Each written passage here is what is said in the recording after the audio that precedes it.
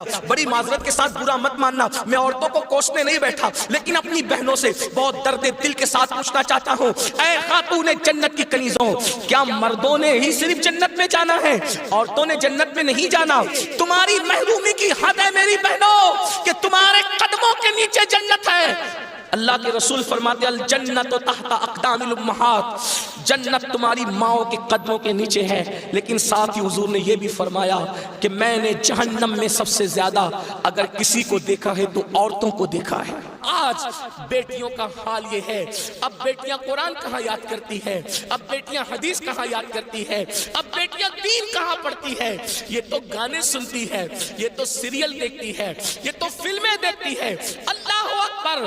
قوم کی جو بیٹی بالغ ہونے سے پہلے سیریلوں میں بھاگنے اور بھگانے کے مناظر دیکھے گی، قوم کی جو بیٹی جوانی کی دہلیز پر قدم رکھ کر فلموں میں زنا کے مناظر دیکھے گی، پھر وہ گندگی نہیں کرے گی تو کیا کرے گی؟ وہ جرائم نہیں کرے گی تو کیا کرے گی؟ اے خاتون جنت کی کنیزوں، جب جب اللہ کے دین کو تم پیٹ کے پیچھے ڈالو گے تمہیں رونے کو مزدور نہیں ملے۔ اور آپ جانتی ہیں یہ سیریل اور گندی فلموں کا نتیجہ ہے کہ بچیاں کسی اور کا ہاتھ پکڑ کر چلی جاتی ہیں، معاشرہ اس کو دھتکار دیتا ہے، پھر وہ ایک دو بچوں کا باپ بن کر کے اس لڑکی کو دھوکہ دے دیتا ہے، پھر جب وہ لوٹ کر آتی ہے تو نہ ماں باپ قبول کرتے، نہ بھائی قبول کرتے، نہ خاندان قبول کرتا ہے، اور وہ ظالم تو دھوکہ دے ہی چکا ہے۔ علم کی بات چل رہی ہے، رسول اللہ کی نواسی، جس طرح سے امام حسن کے کان میں، امام حسین کے کان قرآن اگر کسی نے کیا ہے تو وہ سیدہ زینب پاک کی ذات ہے۔ صرف 7 سال کی عمر میں سیدہ زینب نے حافظ قرآن کیا تھا، آپ قرآن کی حافظہ تھی۔ اللہ اکبر! آپ کو حیرت نہیں ہونی چاہیے، اللہ سیدہ زینب نے صرف 7 سال کی عمر میں قرآن کا حفظ کیا ہے، اور قرآن کی اکثر صورتیں آپ نے اپنی امی سیدہ فاطمہ کے ذریعے سے حفظ کیا ہے۔ اللہ اکبر! اور قرآن کا سب سے پہلے درس دینے کا کام کوفہ کی سرزمین پر سیدہ زینب نے کیا ہے۔ یہ رسول اللہ کا خاندان ہے۔ ام المومنین سیدہ عائشہ صدیقہ وہ خاتون ہے کہ اللہ اکبر، عورتوں میں سب سے زیادہ اگر کوئی حدیث روایت کر رہا ہے تو وہ سیدہ عائشہ صدیقہ کی ذات ہے، اور آپ مفتی 4 ملت ہے۔ اصحاب میں جب کسی مسئلے پر اختلاف ہو جاتا تو لوگ کہتے چلو ام المومنین کی بارگاہ میں ان سے پوچھیں گے۔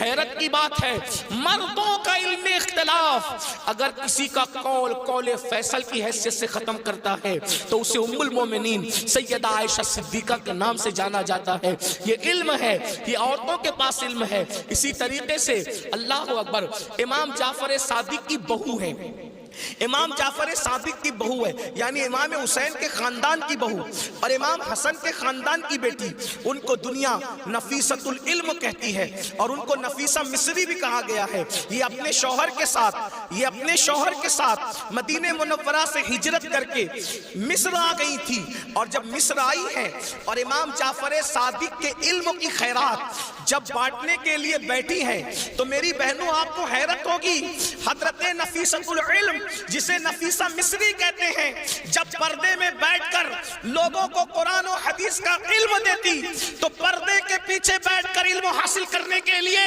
مجتہد مطلق حضرت سیدنا امام شافعی جیسے لوگ آیا کرتے تھے اور ان سے علم حاصل کیا کرتے تھے۔ یعنی ہمارے یہاں اسلام میں عورتیں ایسی تھی کہ اتنے بڑے بڑے مرد جو ہے عورتوں کے پاس آ کر کے اسلام حاصل کرتے تھے، علم دین حاصل کرتے تھے، اسلام کا علم حاصل کرتے تھے۔ پردے کے پیچھے سے گویا کہ نفیسۃ العلم نے، نفیسہ مصری نے ام المومنین سیدہ عائشہ صدیقہ کی یاد کو تازہ کر دیا تھا۔ میری بہنوں آج وہ کہاں گیا معاملہ؟ آج تو عورتوں کا مطلب زیورات سے محبت، عورتوں کا مطلب نئے کپڑوں سے محبت، عورتوں کا مطلب شادیوں میں شرکت سے محبت، عورتوں کا مطلب بازار میں گھومنے سے محبت، عورتوں کا مطلب جو وہ فلموں سے محبت۔ عورتوں کو دین سے تعلق کیا رہ گیا؟ بڑی معذرت کے ساتھ برا مت ماننا، میں عورتوں کو کوسنے نہیں بیٹھا، لیکن اپنی بہنوں سے بہت درد دل کے ساتھ پوچھنا چاہتا ہوں، اے خاتون جنت کی کنیزوں، کیا مردوں نے ہی صرف جنت میں جانا ہے؟ عورتوں نے جنت میں نہیں جانا؟ مجھے بتاؤ کیا کر رہی ہو اپنے دین کے لیے، کیا کر رہی ہو اپنے اسلام کے لیے؟ تمہاری محرومی کی حد ہے میری بہنوں کہ تمہارے قدموں کے نیچے جنت ہے۔ اللہ کے رسول فرماتے الجنت تحت اقدام الامہات، جنت تمہاری ماؤں کے قدموں کے نیچے ہے، لیکن ساتھ ہی حضور نے یہ بھی فرمایا کہ میں نے جہنم میں سب سے زیادہ اگر کسی کو دیکھا ہے تو عورتوں کو دیکھا ہے۔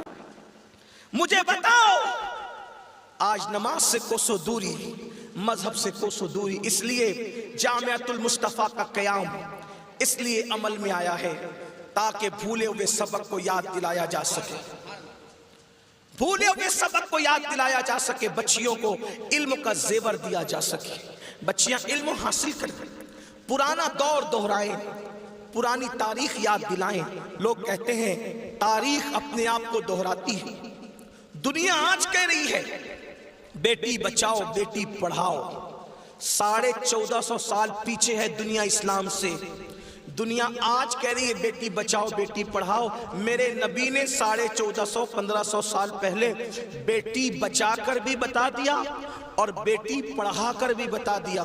اللہ کے رسول نے بیٹی بچایا تو ایسے بچایا کہ بیٹیاں ان کے آنے سے پہلے زندہ دفن ہوتی تھی، مگر ان کے آنے کے بعد بیٹیوں کو دفن نہیں کیا گیا بلکہ بیٹیوں کو ماتھے کا جھومر بنایا گیا۔